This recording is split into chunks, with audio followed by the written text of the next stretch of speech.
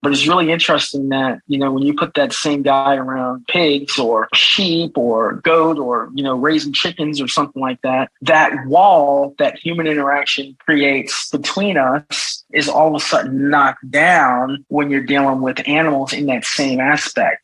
And so can a warfighter build the memory for compassion, for intimacy, for trust, working with animals in that space, especially when those animals are giving birth and delivering and they're right there part of it. Have you ever dreamed of making a radical shift? What does it take to build a more intentional life? What is gained from reconnecting with yourself, with community, and with the natural world? I'm Alyssa Hessler. I've spent the last decade meeting with people all over the world who have made remarkable transitions in their lives. How did they do it? What did they sacrifice? And what have they learned?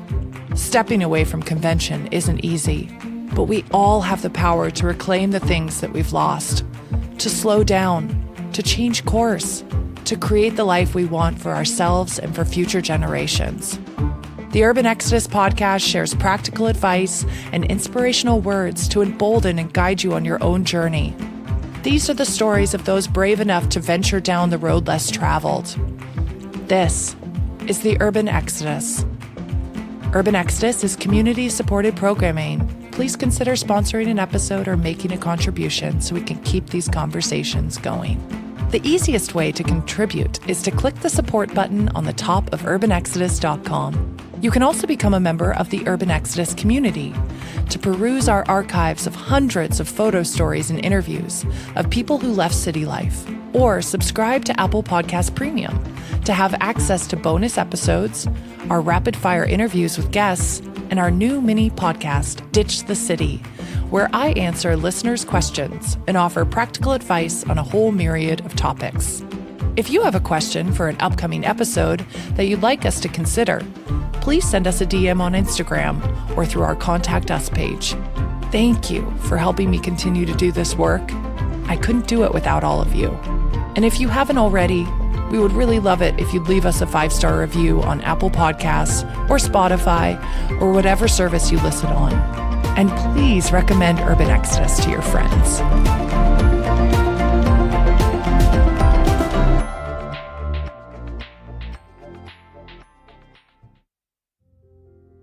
I am honored to invite you to my conversation with Jon Jackson.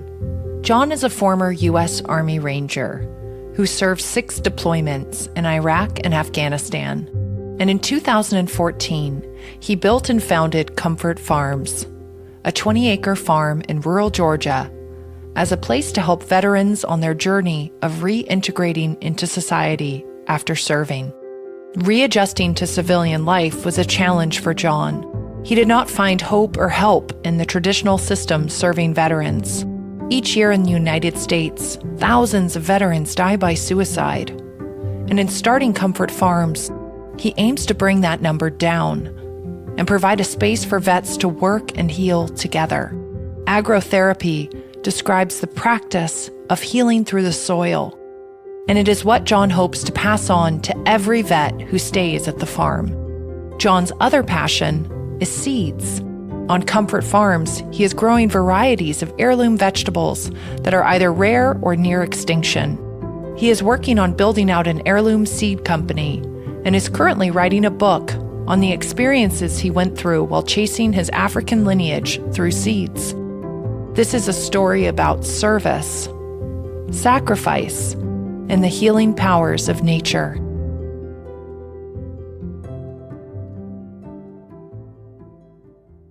So I am absolutely honored and thrilled to have on the podcast today Jon Jackson.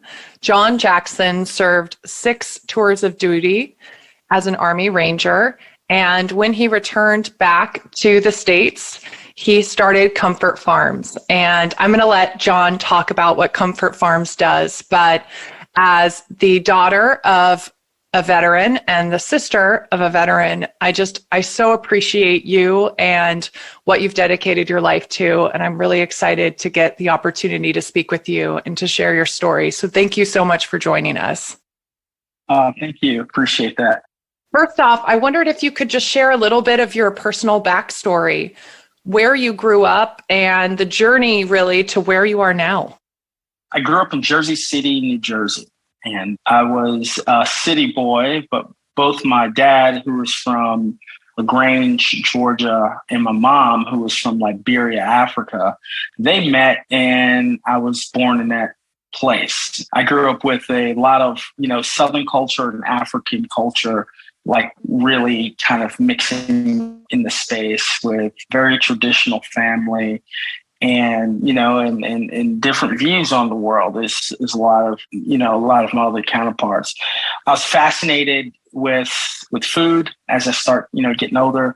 But one of the things that took place, 9/11 happened, and a part of my childhood went down because I was born, I was literally born looking at the Liberty State Park and the Twin Towers, and right from my bedroom that was on the second floor. And so when that went down, a large part of my childhood went down, and I was going through a transition at the time with my ex-wife, and the military just seemed like the perfect fit to serve my country and to do something that I thought that I should be involved with. So you served 6 tours of duty, both in Iraq and Afghanistan as an Army Ranger. And I wondered if you could talk about your time in the Army and your experiences in combat. Yeah, so my first deployments were with the 3rd ID 115th Infantry Unit that I was with, and that was all Iraq. And after my Iraq tour, my 2 Iraq tours, which were extremely lengthy, I decided to go Ranger, and I felt like I was just going to be in the thick of it for most of all my military career. So why not go with the best, right? And so I went and I became a Ranger and did 4 more combat tours with them. Combat for me was just, both frightening and exhilarating at the same time. It's just, you train for the fight as much as you can, and really nothing prepares you for war. And once you're in it, it's just one of those things you thrive or you don't, in that setting. And I really had to become a whole different type of person, live in that environment where I look forward to being in combat, and I look forward to, going overseas and deploying, because honestly, for me, it was, living in the black and white over there was a lot better than living in the gray here, right? It's way too many shades of gray over in the military, when you're in combat zone in Iraq and Afghanistan. Obviously, it's really just kind of black and white, There's people that hate you and there's people that love you, right? And that's it. And so, I just kind of thrived in that environment. It was, it wasn't predictable, but nonetheless, it was something that my heart was set on. And I was set on being a really good Ranger. And I really did a great job doing that job. There's this, you talked about it a little bit, living in the gray back home. There's this duality of war that I think that it's hard to explain unless you've experienced it, but it's something that my dad has talked about when he was in Vietnam. There's so much kind of fun parts of war, in addition to the horror. And so I wondered if you could talk about what that transition was like coming back to your home and returning to that gray, what it was like to return to civilian life and the struggles that you faced. Yeah, the first thing that comes to mind is that, as a combat vet, you have to change our minds and our attitudes in a place of horror in order to survive. And how do you do that is you dull your senses, right? You dull what it means to become human, who we are, right? The care and compassion and things like that get you killed over because you have a job to do. It builds calluses around us where, we joke at things that are not acceptable in our society to joke about. That's how we cope, right? And we laugh at things that are probably gruesome and totally horrific. But those are things how we cope. And over here in America, many people are so quick to say, "Hey, let's go to war." Send our guys over to war and women over to war, but they're not willing to accept the consequences of those actions of men and women who go to war and have to adapt to be a war fighter. they want you to go and do your job, but they don't really know what that entails. And what that entails is losing a part of yourself that you will never get back for the good of society. And the biggest transitions and the biggest issues that we have with transitioning vets is transitioning from that warfighter to civilian again. And there's a huge disconnect. There's a bridge that you can look at, but you really can't walk across because it's not meant for you. The ideals of people trying to create this space for veterans from people who've never been in combat or who've never served is so far off from reality. It aids and enables our vets who are homeless, who are using drugs and alcohol to heal their pains and things like that. And so that's why we have so many problems with our military people, because that transition from war to civilian lives, that those bridges aren't meant for vets. And that's one of the things that we're trying to do, is build that transition in a more holistic way, where vets can find it acceptable and find it easy to kind of let their hair down, be okay with being okay, if that makes sense. Absolutely. I mean, you talked about dulling your senses and building these calluses, and that's really what's required of you to go out and, basically see people as enemies and have that ability to take human life for the sake of kind of a greater good. I wondered, what your transition was like when you got home. Why did your family decide to move out to the farm? And, you've dulled your senses. How did moving to the farm kind of reinvigorate those senses?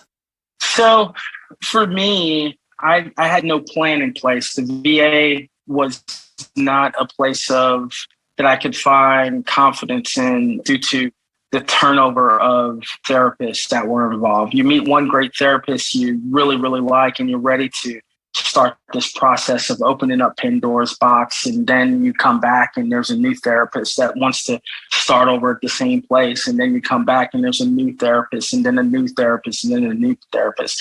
How can you start your process of letting go of your past and moving forward into your future if you're always telling the same old stories to new people that are trying to evaluate you? And to me, just seemed like a very, very, destructive system, because for vets like myself, why do you deserve my story? Why should I sit here and talk to you? How invested are you with me? I know that my team that I went to war with is invested with me. Why should I sit here and talk to you and be invested, telling you something that you really don't care about at the end of the day? Or I'm not even going to conclude this process with you at the end of the day, because it's going to be with somebody else. And so for me, I told my, my VA and the people that cared about me, in order for me to stay with my family, because I was ready to leave. I was, I had a suicide attempt at one point that almost took my life, and I crawled away from that. And I felt that in order to do something, I needed to go ahead and create this space that will keep me super, super busy and keep me around, not necessarily emotionally, for my family, but just around, because I was just ready to walk away from everything. And I'll be honest with you, had I not done that, I would never even be here talking to you today. What was the idea behind moving to the farm, and how did you notice yourself changing from a mental, physical, and spiritual perspective when you arrived there? I'm a planner. I sat down, and for 18 months while I was in Warrior Transition Unit, because I was getting out as a disabled vet for wound sustaining war and whatnot, I decided that I was going to do this thing. Right. I didn't know what the thing actually was. I was going to do this thing so I could do the thing, and I didn't know what all that even meant. I just sat down and I charted this plan, like a blueprint for what a sustainable program for veterans were like. And I developed that based on my activities of serving for some nonprofit organizations while I was still active duty to help veterans transition, because I was a vet that was transitioning and I wanted to know about the programs that was there. And there was really nothing out there. There was the Wounded Warrior program that was out there, but even though as an alumni, it was not for me. It wasn't something that I felt that was just, like to get my life back on, and at the time it was just, hey man, it just didn't fit me. And so when I decided to help create an organization and to solve some problems, I wanted to go from the roots down versus the roots up. And I started thinking about my experience in agriculture and how much I love, just being an urban farmer, and maybe I can use that as my kind of like my segue into like helping, veterans, not knowing that it would really help. But the first person that I really wanted to help and focus on was myself. And so now I get into this space where I speak these things into existence, and I'm talking all over the, country and the state.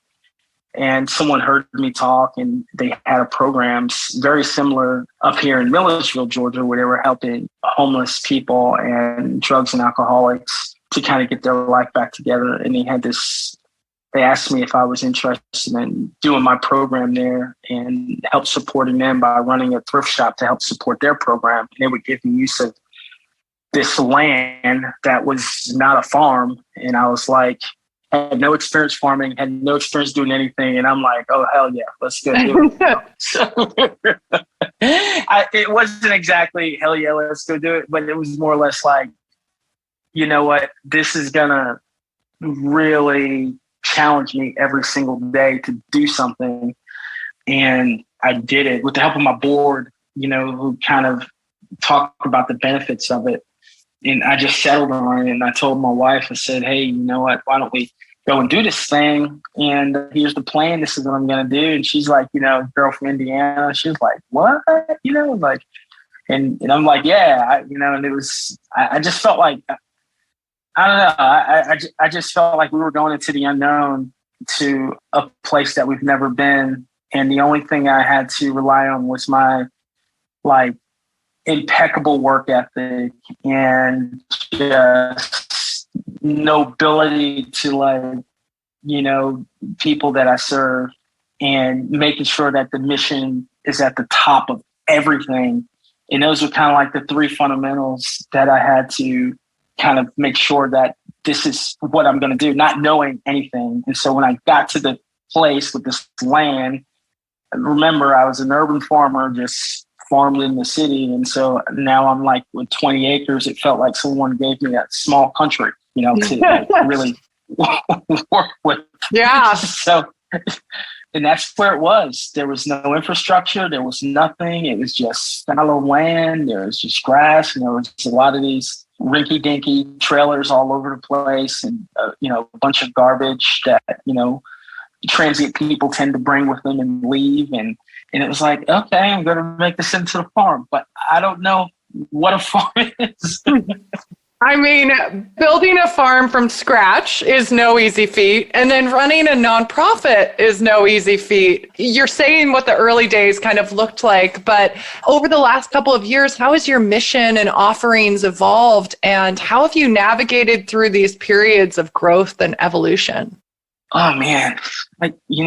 I started working on this. I started building this place into a farm, right? And the first thing I had to go to was like, I'm starting this. Okay, I lost myself in war. I was Jon Jackson, Ranger Jon Jackson. Well, actually, I started off as Johnny Jackson, that all my friends knew me. And then when I went to the military, it became Jon Jackson. And those are two different individuals, right? So Johnny Jackson, my mom, and all my friends from high school, that's who they know me. Just jovial, this, that. Jon Jackson, warfighter, right? Like totally walked off the, edge of the earth. Okay. That's who this guy is. And coming to this farm, I'm trying to find this third evolution about myself. All right. I lost myself. I'm never going to be that young guy that everybody knew back when I was a young kid. War has changed me a lot. It's also destroyed a part of me, but it's also built another part of me. So who is this new guy, right?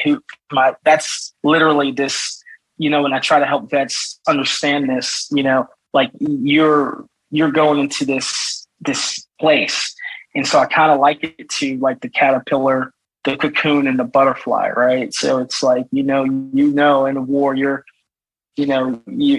crunch, munch, destroy. And the effects of that will really put you in mush phase, right? And so that's cocoon phase. How you emerge out of that is simply, that's the process that, I felt needs the most work. And so I wanted to center the farm as not necessarily the cocoon, but the hand that reaches into the cocoon to help vets have this much better quality of life. And that's kind of what I focused on for myself, because one of the things that I did with that was I focused more on the earth teaching me lessons that I didn't necessarily learn from myself or from my parents or from anybody, right? And just shutting up and listen, because I found out that the farm speaks loudly if you're willing to listen.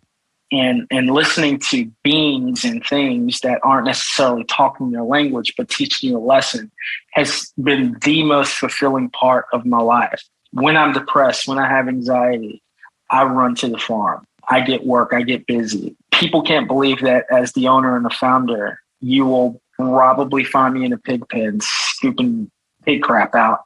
And I had one producer talk to me, it's like, do you do all that? And it's like, of course, man, like this is what it's about. But I do these things because I enjoy them. It's not work for me, because I'm learning something every single day. And the farm has taught me so much that I've been in turn have been able to help other people learn things about themselves through this process. Calling all small business owners. Are you looking to expand your customer base beyond the reach of your local community? Speak to our loyal audience of over 38,000 listeners by sponsoring an episode of the Urban Exodus podcast.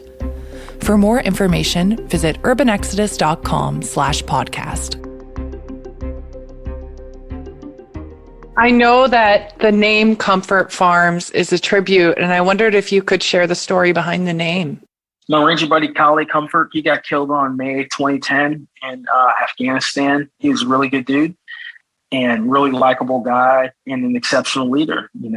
He went out on our first mission that we had, and, I suited him up, the night prior. The way I sent him out on his first mission is not the way I received him back, right? I've lost many, many, many, rangers along the way, and also, soldiers that I had the honor to serve with. And so Kyle Comfort represents all of them. When I was sitting down with my strategic goals on, how we're going to help veterans and things that I can do and really be a part of, I was going through all of my friends' names and everything that went through, and Comfort Farms kind of just popped up like, wow, Comfort Farms, named after my ranger buddy, Kali Comfort. And the dichotomy of all of this is that there's nothing comfortable about Comfort Farms, which is beautiful, because Kyle didn't join the Ranger Regiment because he wanted a comfortable life. And veterans understand that we only grow in our discomfort, not in our comfort, And so, when you're out there and you're getting attacked by the enemy, you don't run away. You got to assault through. You got to attack the things that are attacking you, because you got to put it down. And so those are the same type of lessons that we need in our life. There's things that are causing us anxiety, things that's causing us to become depressed because we haven't handled, or we don't have the tools to know how to handle them. So instead of avoiding them and go towards drinking, which will end up, you're losing your relationships, or end up, being homeless or things like that. Let's run towards the things that are giving us the most trouble, like we did in the military. And so that's kind of where the idea of Comfort Farms came from. And I couldn't think of a better person that I could look up to every single day. Captain, Kyle A. Comfort was one of the amazing leaders in my life, and portraying that spirit on the farm is something that's what I live for every day. It's such a beautiful way to honor him, and just probably to really, stay true every day to what your mission is and what you're doing there. I wondered if you could explain agrocognitive behavioral therapy and the impact that it's had on veterans who've been a part of this therapy at Comfort Farms. Agrocognitive behavioral therapy is a term that I coined. I'm not a I'm not a PhD doctor or anything else like that. But as I tried going through in this space, I have a background in science, and I used to work for preclinical rat laboratories, doing all types of weird stuff for federal and private agencies, within that space. But I'm also a falconer, right? So this is a cool thing where I trap a wild bird and, train it to hunt with me, right? And so I took those concepts of behavior and not just animal behavior specifically, but more like predators who only live to do one thing. And that's like kill and eat, right? That's all they want to do. And, once I start learning the process of, how to become a better falconer, I started really, really thinking about this process with veterans and what could potentially lead to therapists understanding combat vets more who may themselves have never experienced combat. And, what are our motivations, right? And so our motivations to act for a combat vet is to be able to use all of our senses, to be able to use the things that kept us alive in the first place that could also benefit our community and our societies, instead of looking at things as hey, this guy has PTS or PTSD as a super negative thing. Understanding that there's certain types of things that happen in war that help train veterans who are diagnosed with PTS or PTSD to be advantageous to, let's say, a business. Because if you're looking for someone who is, hyper vigilant for quality assurance, quality control, and making sure that, things are dressed and very efficient, someone with, who's been in combat is really, really going to hone in on those things and take those things seriously versus someone who hasn't looked at life that way, especially when it comes towards the safety of others. And so how can you utilize these skills that combat veterans have in the real world and take people who are considered disabled and make them enabled, right? And so the farm was a perfect way for me to do this, because with agrocognitive behavioral therapy, my hope was to kind of initiate a covert type of curriculum for veterans to kind of rebuild themselves back. So, for instance, what that would mean is, hey, you might have a guy who's, he's not feeling intimate with his family or friends, and he's like kind of reclusive and doesn't want to be hugged, doesn't want to be kissed, right? And so obviously the wife is going to feel a certain type of way. The kids may feel a certain type of way. His people around him may feel a certain type of way. But it's really interesting that, when you put that same guy around pigs or sheep or goat or, raising chickens or something like that, that wall, that human interaction, that 20-foot wall that human interaction creates between us is all of a sudden knocked down when you're dealing with animals in that same aspect.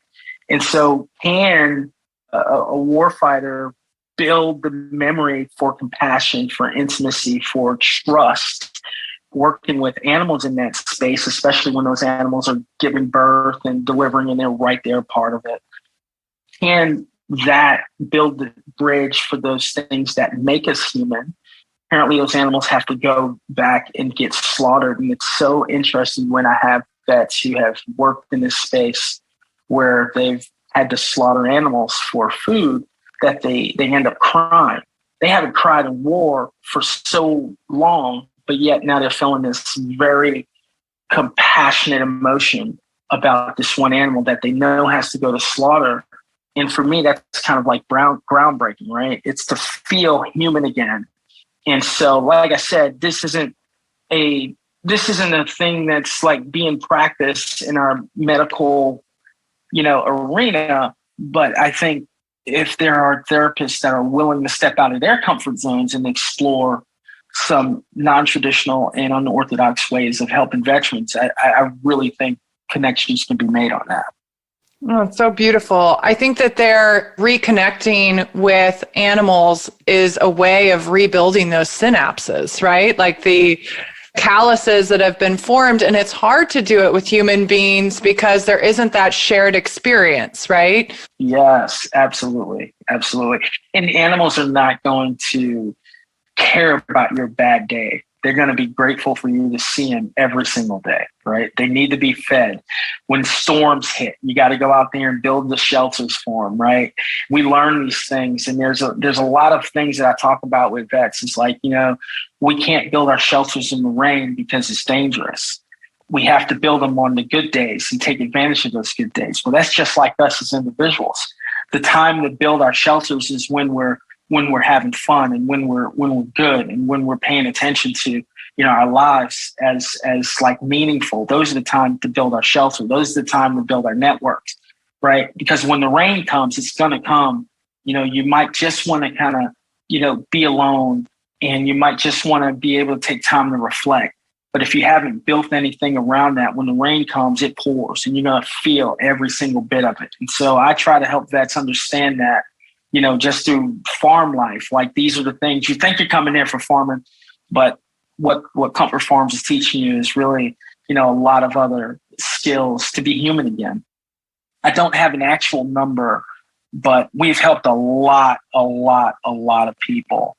But I will tell you, the most important aspect of all of this are the number of veterans who are literally moments away of putting a gun in their mouth or doing something that would take their lives. Those are the folks that I stay up with all night, that I really try to make myself available for. I don't care what time. That's why I exist, so that no one would ever feel alone going through that like I did. That happens often. And we try to help these vets get the resources that they need. And I try my best to be available for anyone that wants to help themselves. And I'm so proud to say that every vet that has been able to call me, that I've been able to spend time with, I've inspired them, and they've in turn done amazing things that also inspire me. So, let's talk about that, because absolutely staggering number of veterans die each year by suicide. They've put those numbers more than in combat. And in your opinion, how are our current systems really failing? And how can we work to find these kind of alternate solutions to help heal and rehabilitate soldiers when they return? I realize that what you're doing there is one piece, but are there any other things that, if you could kind of like wave a magic wand and fix some of these systems, what would you do? The military has taken great steps right now into making this transition process a little bit easier. There's this thing where 6 months out, if you have 6 months out to terminal leave, the military is allowing you to leave and go for like 15 weeks to kind of study and do anything that you want to do, and they're paying for it, right? So, whereas when I was in the military, it was like, man, you're running with the snowball catching up to you all the way down, until you get out of the military, right? So you don't have time to transition. Coming back out into this life and trying to adapt is tough, especially if all you know is combat, because you come into this life and here with a understanding of, things need to be done and mistakes kill people. And so this go back to the gray, right? There's many different shades of gray. Now you're forced to be around people who don't really care as much as you. You know what not caring leads to. Not caring leads to the whole team dying, right? Or somebody's going to get hurt because of your attitude. You might have members that want to show up late to work, and that, hey, it's always 15 minutes prior to the time that you're supposed to be there. That happens over and over and over again. And it's super, super stressful for vets living in that environment. And so it's kind of like, vets resort to self-medication when they get out. They resort to all types of things. And, it's kind of like, now that the military sees that, maybe we need to take this hands-off approach and let our military men and women, kind of take their lives in their own hand at this junction, I think is the greatest thing that has happened. Because even with our program right now, we're getting military folks who want to come to Comfort Farms, and we didn't have the ability to take them because they needed housing. but we just had the Georgia Manufacturing Housing Association donate 2 5-bedroom homes at the farm for us. And we furnished one of them. We're working on the other, but we will be able to take at least 8, military personnel every 15 to 17 weeks for their Skill Bridge program. And we're going to really focus on everything that we've been doing at Comfort Farms. I just hope to see a lot more programs kind of focus on that and giving our vets a way to express themselves in this space. I saw that you got those homes, and that's going to be such an incredible way to bring people there. Maybe there are other veterans who are listening and they love what you're saying and they maybe want to create something similar where they live. Do you have any advice on ways for them to kind of get started or figure out a way to build kind of a community-run veteran farm that also helps kind of be a bridge to people coming back from combat? Yeah, so that's the biggest thing. There's a lot of moving pieces, right? The first thing that you have to do, which we're setting up this program, I would love for any vet who is wanting to be in that space, literally come to Comfort Farms for those weeks and really kind of get enveloped in kind of what we do. Our future programs are going to be geared toward helping leaders be in that space. The biggest challenges that we have in order to do that is to really figure out what type of leader we are in the first place. What you did in the military and how you acted in the military and behaved is a completely different animal outside in this space. So understanding what type of leader you are and what type of people you need to be around you to compensate for your weaknesses is going to be the biggest thing. And so this is not ego-driven work. This is work that you literally have to be a servant of yourself, other vets, your family, the community. Like, you are the lowest person on the totem pole. And I tell people that when they come and work for me, they say they want to come work for me. Nobody works for me. I work for everybody else, right? My job is to make sure that, the people that we have, working at the farm, I give them the tools for them to be successful, because if they're successful, the organization is successful. Our veterans who we serve, the community who we serve are successful. So it's really, the biggest thing is your mindset and soul, right? Like, where is that? If being a servant is not something that you want or to do, then this is not the job for anybody like that. They can participate in other ways, but this requires an undying commitment, passion to doing the right thing and to healing not only yourself, but our communities and our planet in the most purest spiritual way that you can ever imagine. And so that's why this works. That's why Comfort Farms is working and why we got a pretty good pulse on our programs. What does it mean to you now to be able to devote your life to be in the service of others and to really be helping rehabilitate veterans who are coming home from combat?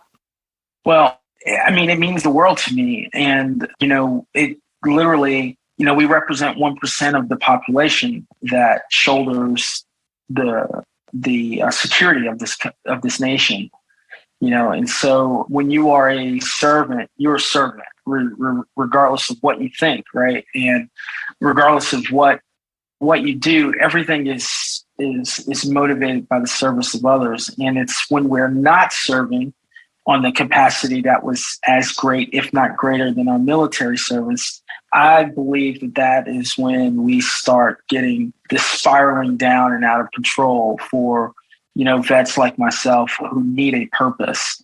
So farming for a purpose, creating opportunities for a purpose, everything is purpose driven, which falls back in line with the agrocognitive behavioral therapy. Everything is geared toward helping others and stepping out of your shell and doing, and just doing the right thing. And that's my service, and that's what kind of keeps me going through the bad days, when it's raining or it's cold. Hey, that's what Mother Nature's giving me, right? The same when I was in the military and we had we always say, hey, if it ain't raining, we ain't training, and it's kind of like carrying over those same like things that I did when I was in the military over into the farm to help people, because honestly, people look at me, and they, or even the leader, wherever you're at, they're going to look at you to see what your attitude is. And if your attitude is crappy, if your attitude is like, I can't do this or blah, blah, blah, or you're always negative, that's going to still down on everybody else. So it's really important for me to maintain positivity, especially in the most trying of times, because my team and the people around me really rely on that. I just wanted to give an enormous thank you to all of you who have made contributions to offset the production costs of this podcast. It means so much to me that you find enough meaning and value to pledge your support to keep this going. If you haven't had a chance to contribute, we've made it really easy for you. Just click the support button on the top of Urban Exodus website. You can also get access to bonus episodes, rapid-fire interviews, and our new mini podcast, Ditch the City, by signing up for our Apple Podcast Premium. Or you can become a member of the Urban Exodus online community, where you can access hundreds of photo stories, interviews, tutorials, videos, and more. Find out more by visiting the membership page on urbanexodus.com. The distraction of it in some ways is part of the healing, right? Like just keeping yourself busy and occupied and focused on that purpose. And I think like for all people, like beyond not just veterans, I think every person, is seeking that kind of looking for what their purpose is or where their passion and their skills kind of overlap.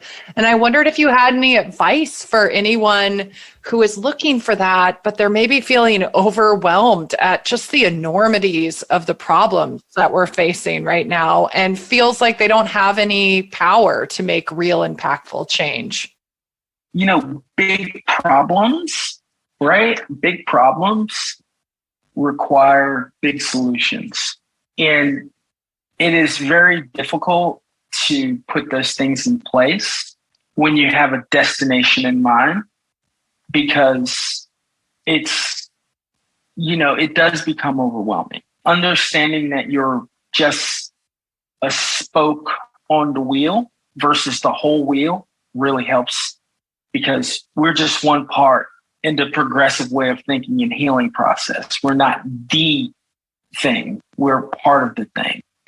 And so when I realized that, if we take our mission, veterans, as being this part of the, the mission that we're serving, everything else, there are other organizations out there that are helping, and we want to be a part of those organizations that are helping versus not, And so my advice to people is to just worry about what you can do and your footprint, because there's no way we can save the whole world, but we can save the people that happen to come around us and that are attached to us. So I worry about my community and the veterans that are within that community. And those people are inspired to share what they've learned with others that are outside of our community. So I just focus on them and not get overwhelmed. That creates ripple effects. And I love what you said about not having a destination in mind, because I think that as you work towards purpose and people see what you're doing and they want to be a part of it, like you could go down any number of pathways and just being flexible and open to collaboration. I think that's all such good advice.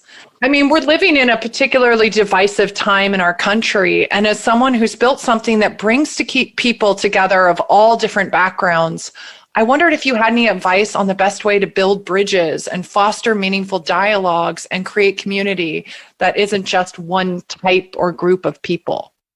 Yes. Oh my God. You want to talk about divisive cultures and things.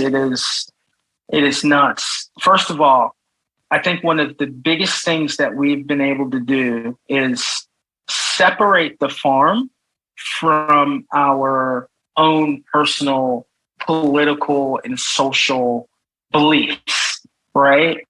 So the farm, and as a nonprofit, I run it in a way that my nonprofit is inclusive to everyone versus being exclusive, right? These are the things that And I encourage friends from all different walks of life and people from all different walks of life who share one commonality, and that's the love of good food.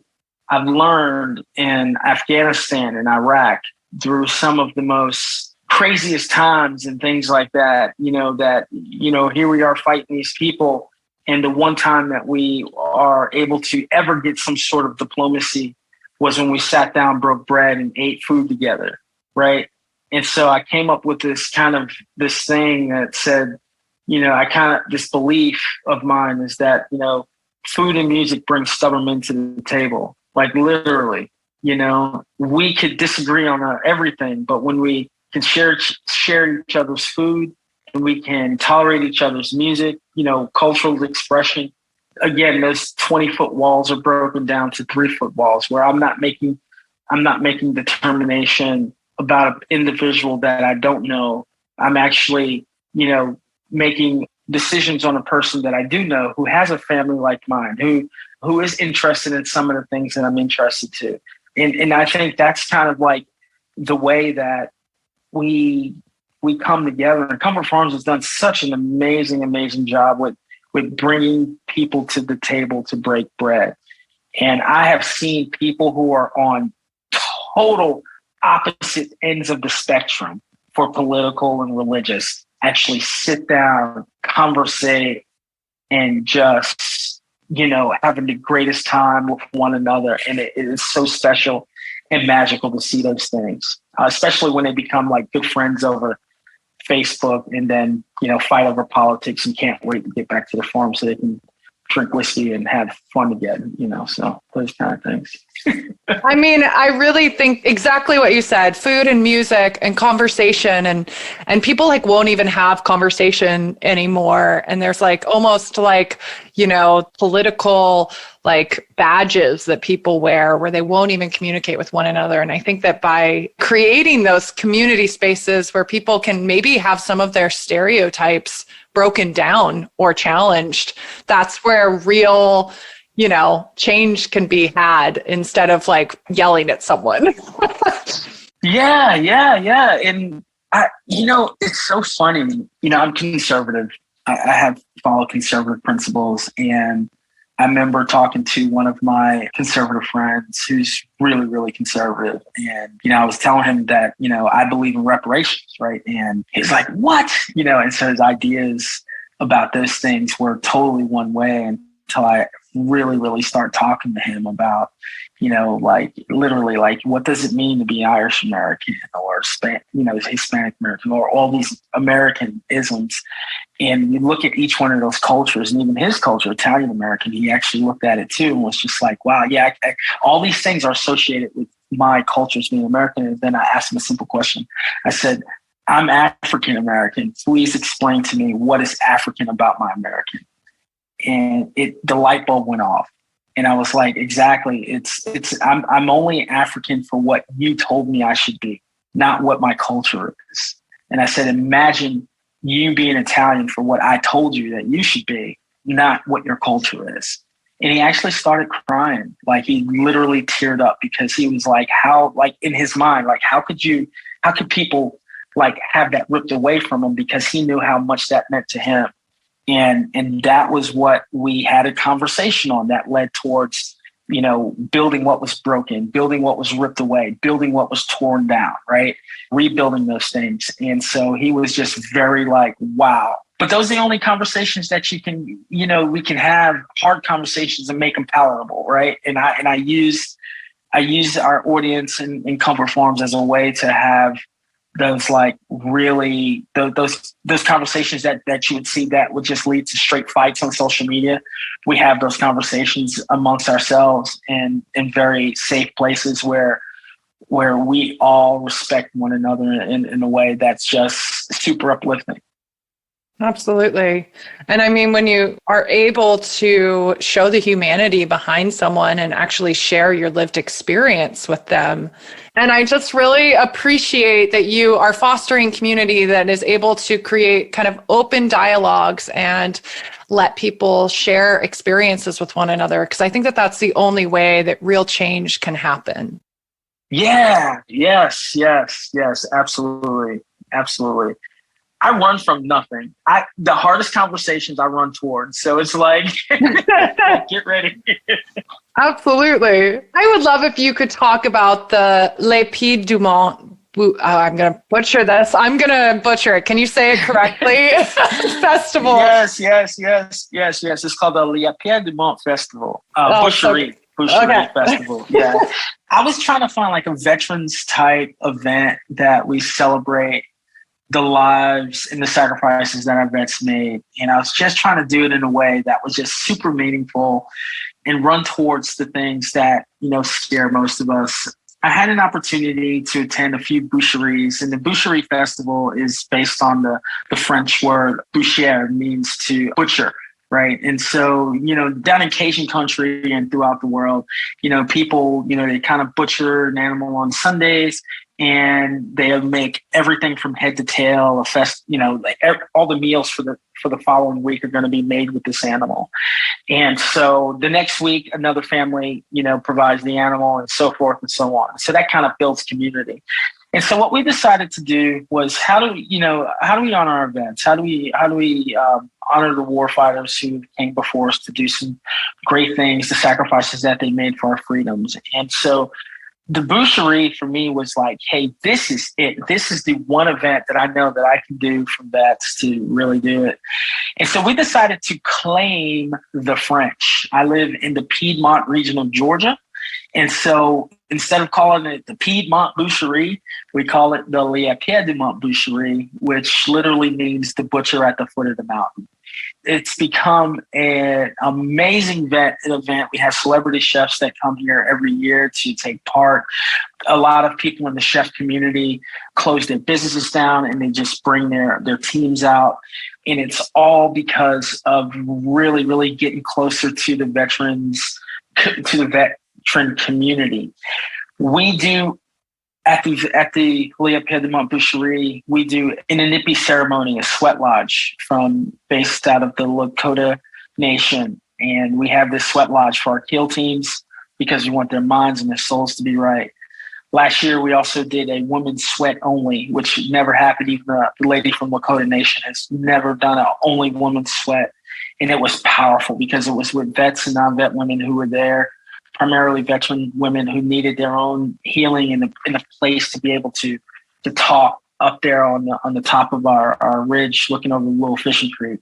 And then we do a veteran sweat. This veteran sweat is specifically for veterans. And over the years, we have had so many veterans tell other veterans about this. And the participation for veterans across the country has just been insane.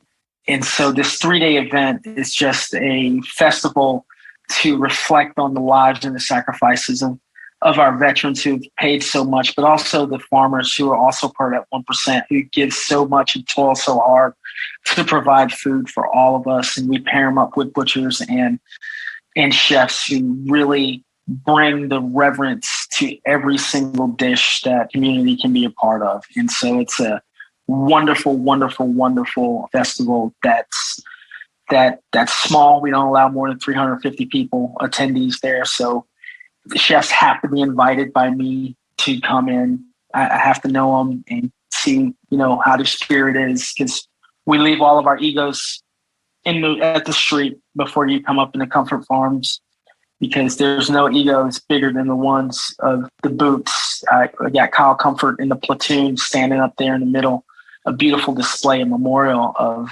75 soldiers who've passed, and Marines and airmen who sacrificed their life, that are pretty much at the center of this event for the whole 3 days.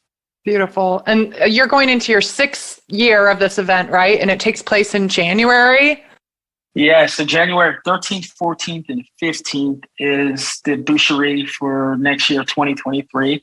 It's always the Martin Luther King birthday weekend. So MLK weekend, it's 16th, that Monday. So boucherie is going to be those 3 days. And then we get people rolling in that Monday prior all the way up until tickets are about to go on sale through our website at stagvetsinc.org. We're going to be selling tickets for that. The biggest thing is if you have an opportunity to do 3 days, 2 days, or 1 day, most people are coming to do the 3 days. But if you do the 3 day, that first day is where we are doing humane slaughter and on the farm with safety and teaching farmers and teaching people who want a homestead or self-sufficiency how things would need to be done with the most amount of reverence that we can for our livestock. So those are the things that we push. And then on Sunday, that's kind of like our day, our finale day. We raise a huge hog for that event.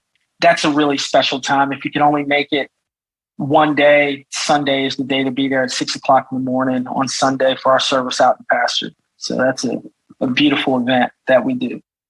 I know that you have a passion for heirloom seeds and trying to grow and reintroduce and save varieties that otherwise would be lost. I wondered if you could talk about the seed collective that you just started. And quite honestly, I'm just amazed by you, Jon. I have no idea how you juggle all the plates that you have in the air. But tell me about your seed collective.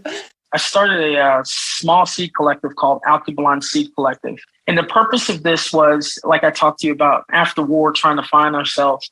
I started to do that. I started to go back, yes, I know I'm American. I was born here, but I did some DNA.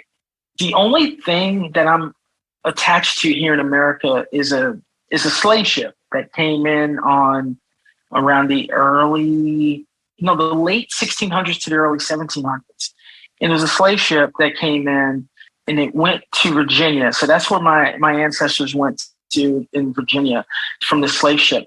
And ironically, they arrived at the port of Comfort, ironically, way back when, right? And so that's where they were. I wanted to do history into who I am, my ancestors, but being African-American here is really difficult on trying to find any type of history for who you were, right? I mean, let's start with last names. And, I don't even have we can go into that. That's just an obvious thing. But what I decided to do was that the easiest way for me to find out who my lineage was to look at all the distinct cultures that make up me and start following these seed trails. Just a thought, going through that. Well, when that happened, the world started opening up to me in ways that I could not believe. I'm writing a book about this, actually. I am the Alkebulan Seed Collective. The phrase for that, or the kind of like the slogan is, seeds are the only inheritance given to us by our ancestors. So if you really want to learn who you are, you have to learn about the food that got our cultures, that inspired our cultures, right? And those food, the seeds help us. So, but when they're replaced by GMOs and when they're replaced by, all these other groups that are out there to replace them through these lab seeds, we lose our culture. It's literally cultural genocide. And those things have to stop. And so the Seed Collective is literally kind of a library to save seeds of the African diaspora and all the seeds that are coming from, ancient Africa, but also from the Americas, where Africans who were enslaved by Native Americans as well. That's a part of the culture. Down in the Caribbean, the things that they did, that's a part of the culture. So learning about this seed collective and what these foods were for in the subsistence has opened up things for me in a way that has just been, number one, empowering, and as an educator to help people, like, we have these tough discussions and we make them palatable through food, literally. The tangents of like the cultural eraser of enslaved peoples coming through and not being able to track your ancestors or who your kin are. When you talk about it in the essence of seeds, it does become this really like palatable way, again, of delivering very difficult truths. Yes. I wondered if you could talk a little bit about your book project too, because I know that those are directly related to one another. I spent half the year researching this thing and putting it and getting all my research. I'm now going forward and doing the writing. The book is titled Black Seeds Matter.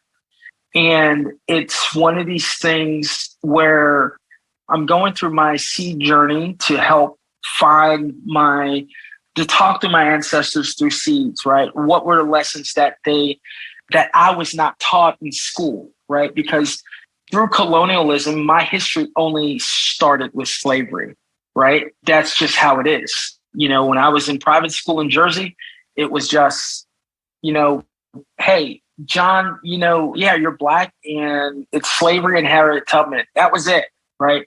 There was no benefits to the world from my people. There was nothing that came that was good. And my African mother, I was embarrassed by her because of how Africans were depicted here in America. And so my whole point is, look at the Black contributions through not only food, but following the food journeys of the empires that existed because of these foods, where they are now. At the end of the day, Africa is the cradle of civilization. And so it's like, my whole point is to show everyone to protect the African inside of them at the end of the day, and that's kind of what I'm going to do through seeds and food. So. Talking about seeds too, like the reason that protecting varieties of seeds are even more important now is that we're kind of living in this changing climate. And I wondered, because farming is a profession that's so connected to weather and the seasons, what changes you've noticed to weather patterns and climate in Georgia in recent years? Oh man, whew. I tell you, seeds are so important for the main reason is that you really, and my good friend Bevan Cohen, he taught me this out of Michigan. He's a seed saver and a great friend of mine, that you really can't have a local food program unless you have a local seed program. So how we work with seed companies and we bring in, seeds from all over the country, to our region to grow. What we really need to do is be adapting those seeds to our climates, because things are changing.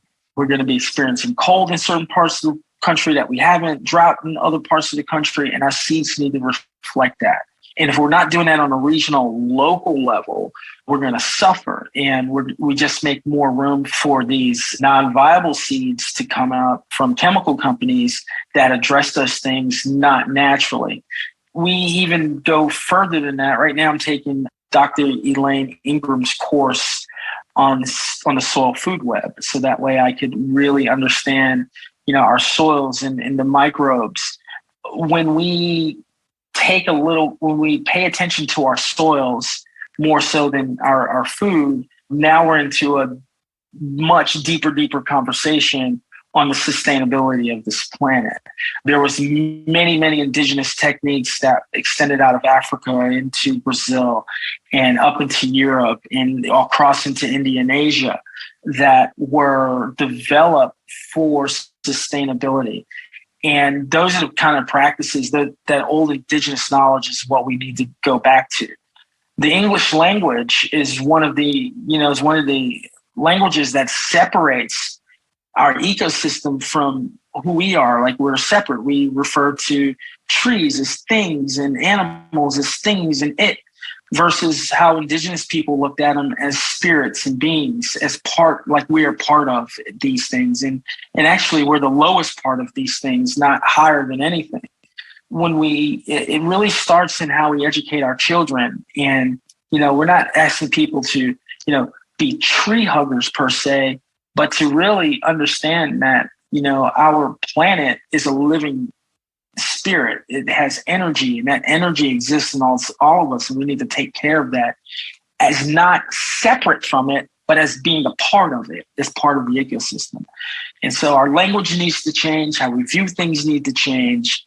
It's just a whole, I can go on that topic forever, but that was a big part of how I started making my transition into a more wholesome, good quality of life, was really connecting myself, unplugging from, I would say, the views and ideas of what people think is normal and acceptable, unplugging from that and plugging back into the earth as being part of the system. Because when you're part of the system, you want to take care of it.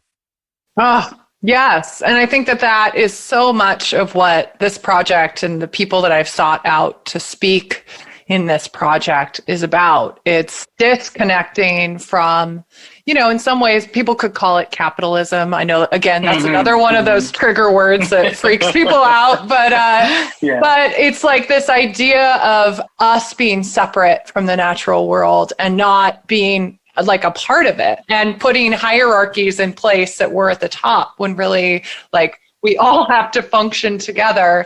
I just so appreciate the work that you are doing in all facets of your life and how it's all interconnected with one another, but also like feeding these different parts of you that are passionate.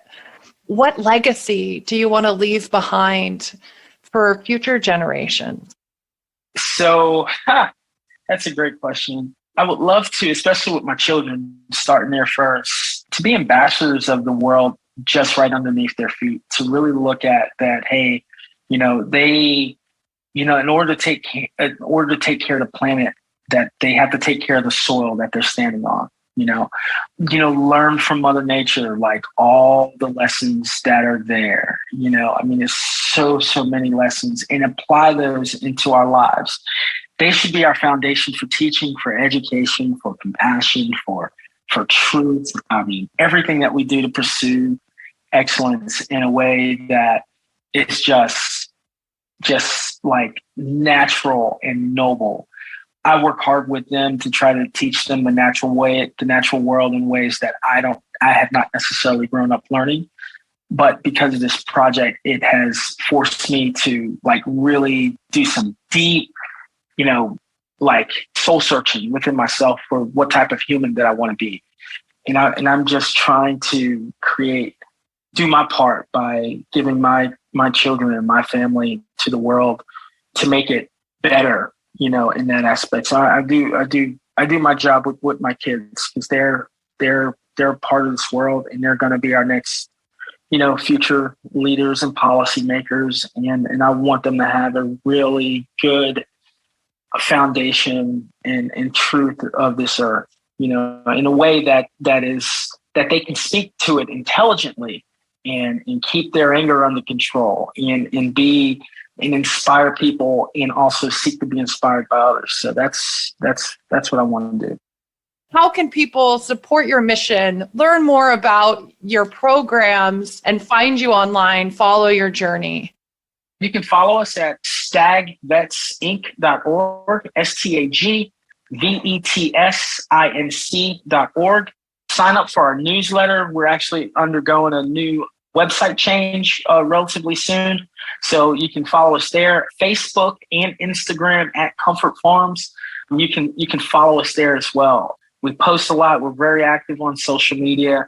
Between those three, just kind of, stay in touch. Send me a message if you got any questions. I'm always willing to answer. It'll just take me a few just to get to them. But if you send it through the website, our admin will get it, and she'll put it at the top of my list.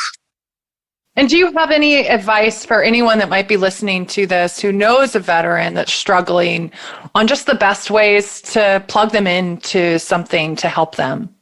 Yeah. So if you know a veteran that's struggling, first thing is acknowledge the struggle. Acknowledge that, hey, things kind of go, south sometimes, but be non-judgmental, right, about those things. Offering time and space is always a good thing, respecting that, but also respect the fact that, let them know that these are normal, and that you're not here to judge. You're there to listen if they're willing to talk, and be available. Be available. It takes a lot of trust for a vet to speak up, because a lot of vets have been let down. And so just be positive. And even when things are very negative, just always continue to stay positive. Once they're willing to talk, then that's kind of like the purpose, the number one way to kind of connect them to resources. If you know of any in their place, always connect them to Comfort Farms. Send them to me. I get messages from all over the country about vets I'm working with, currently on a lot of different projects. So I have a lot of other resources that we can kind of help with, and always willing to help a vet who's definitely willing to help themselves. Oh, Thank you so much, Jon. It's been an absolute privilege to speak with you. And thank you, man. Appreciate that. Yeah, absolutely. And I hope I get to meet you one of these days and just keep up the amazing work. Yeah, keep it up. You're such an inspiration to all of us. Thank you. Thank you. Thank you again, Jon, for joining us on the show. Some of my key takeaways from this episode. First, you can't have a local food movement without a local seed movement. Seeds are a vital part of our history, and they are often missing in the local food conversation. As Jon would say, seeds are an integral part of our heritage and are a gift passed down to us through the generations. After speaking with Jon, I have an even greater appreciation of the many sacrifices the veterans have made. My brother, my father, and my grandfathers all served during wartime and all returned with the inevitable mental and physical scars of combat.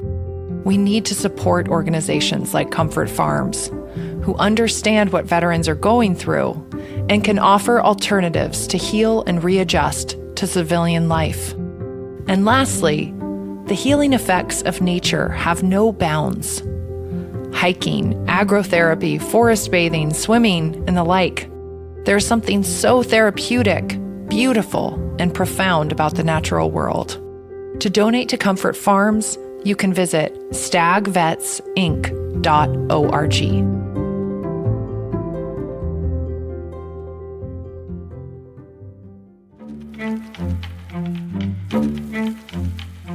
Hi, friends. Thank you so much for tuning into another episode of the Urban Exodus podcast. This is a listener-supported program that is only made possible through your continued support. And if you haven't already, we would really love it if you'd leave us a 5-star review on Apple Podcasts or Spotify or whatever service you listen on.